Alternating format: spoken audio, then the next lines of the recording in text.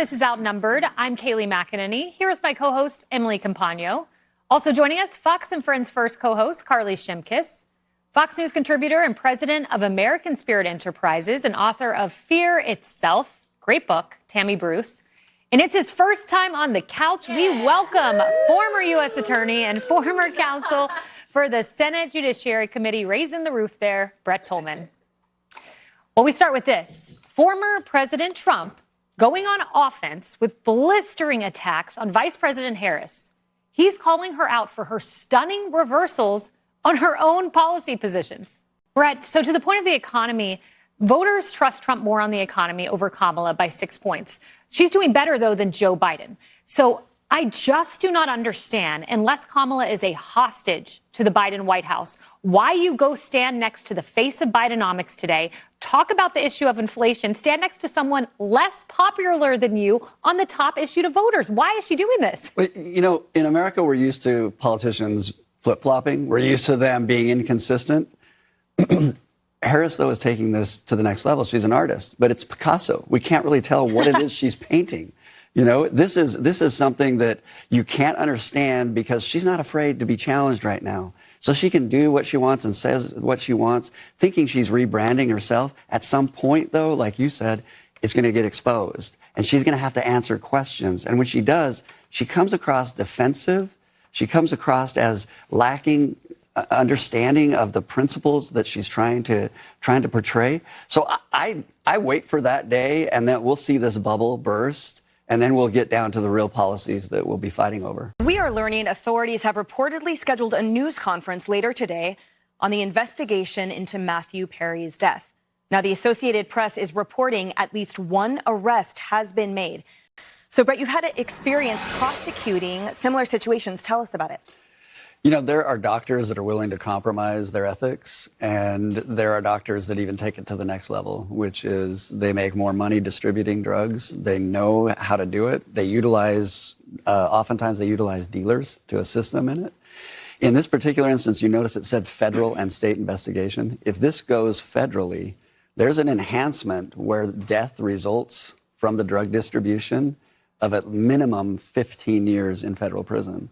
So very serious consequences. It's not surprising that they're running an investigation. I would be surprised if there aren't more that'll be indicted in this conspiracy.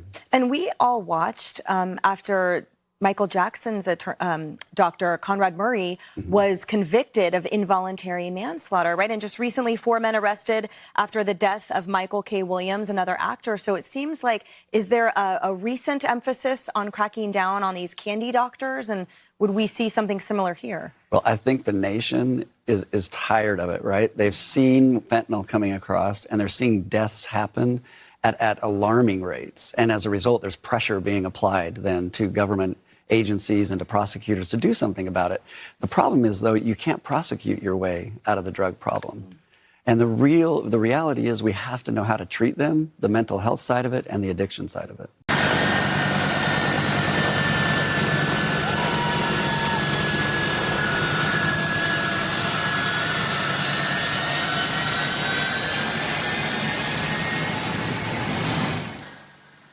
That was the scene in Kabul, Afghanistan, nearly 3 years ago. President Biden's disastrous withdrawal allowed the Taliban to retake Afghanistan within a matter of days. And now, the Taliban are celebrating their 3rd year in power. This new video shows Taliban forces holding a military parade at Bagram Air Force Base, a former American stronghold. A vast majority of that equipment is American. The planes, tanks, trucks, all American. Over $7 billion worth of U.S. military assets were just left behind by the Biden-Harris administration. Brett, the United States indeed left enormous treasure, almost $8 billion worth of assets and equipment, and the lives of 13 servicemen and women under the Biden-Harris administration's watch. I worked on national security issues for years. I got to observe interrogations in Guantanamo Bay. I helped draft the Patriot Act, and then I was in top secret briefings on our national security threats coming from the Taliban and others. I'll tell you what I thought when I saw them parading all of our all of our military equipment that we left behind. I saw into the eyes of many of our enemies. I know their determination. I know their hatred. And I know they have cells here. That parade was for them to gain strength and confidence to act in the United States. So Biden and Harris, if I had to sum them up, their administration has been weakness. Once that weakness has been displayed to the rest of the world, it's the internal cells that are here that are going to gain confidence and that are going to come after our public safety and national security. Two shocking new videos show a Ferguson police officer violently slammed to the ground during a protest marking 10 years since Michael Brown's death. The officer is Travis Brown. He is 36 years old. He's a father of 2 young girls. He suffered a severe brain injury and is now fighting for his life. Now, this video can be hard to watch. And in the CCTV footage, you can see Officer Brown as he is tackled to the ground, trying to cut off a group of scattering protesters. His body appearing to go limp immediately. This is video from Brown's body camera. It shows just how hard he was hit, going from upright to on his back in a split second. The police chief said, he was like, we went through our training, we changed our uniforms, we did everything that you were protesting about 10 years ago. So why the violence now? What are you protesting? And why are you attacking our cops? We know ambushes spiked 300+% in the wake of the Michael Brown hoax and all the other terrible narratives. And now another officer is fighting for his life. This is a community that responded with changing their policing.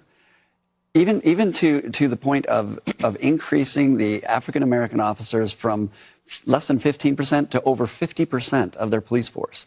So they listened to their community, and they agreed they would change the way they police. We're a decade from when this occurred. It hits really close to home to me. I have a son-in-law that was on SWAT at the time during the George Floyd riots, and there was a riot that occurred in his city. And he watched his fellow officers get hit and injured. And you wouldn't believe the fear among all of us and the family and my daughter. And we didn't know if he was coming home. And so I feel for this community because this police chief is asking, when is enough? When do you continue to, sacrifice officers at the hands of, this kind of violence? When will we stop it? Well, former President Trump is set to hold a press conference this afternoon from Bedminster, New Jersey. Now, this is his second time taking questions from the press in the past 24 hours.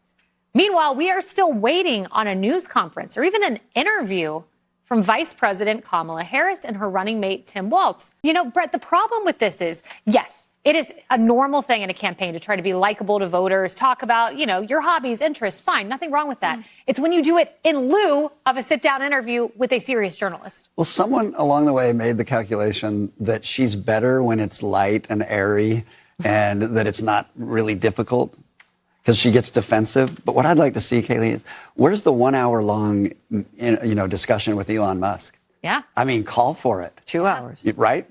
Do it as long as Donald Trump did and stay engaged on the issues and be challenged. That's what we should be calling for, is parity. Let's see the two candidates have to address the same issues all the time. Enough with all of this. America's tired of it. The rest of the country is saying, when are you going to engage substantively?